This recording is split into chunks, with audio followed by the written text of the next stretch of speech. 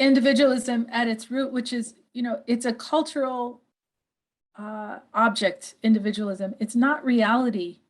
It is a kind of a cult, really. Yeah.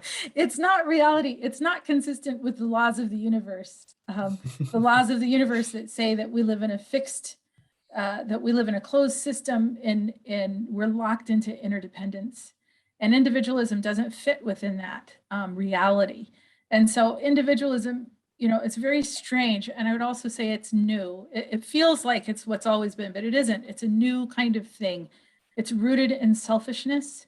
And I would even say that it's rooted in sin, if it's acceptable for me to use that word, that idea of individualism.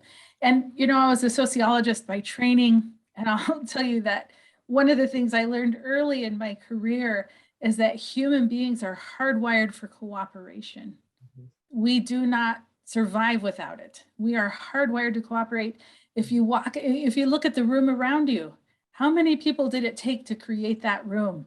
How many people are cooperating now to keep the lights on, to have electricity going, your internet, all the people it takes to make this enterprise work? And that's true for every part of human society. And yet we have this falsehood of individualism that justifies destruction of creation itself for short-term gain and for power in one generation or one lifetime. And that's absolutely absurd. And it's time for us as people to stand up shoulder to shoulder with Indigenous and vulnerable peoples who are standing up for what's right and are saying enough. This has got to stop. It's madness. I think the problem is that individualism masquerades in our culture as kind of goodness and success and righteous living, and we tend to condemn as failures those who are more sensitive to the collaborative, to the interdependent life.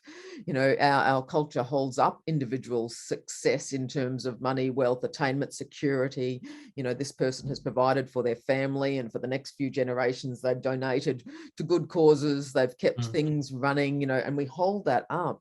And while that's masquerading as the right way, and while we are continuing to see as failures those who are more sensitive to the need for really leaning into our cooperative, interdependent self, the church is going to just be aligning itself with the problem.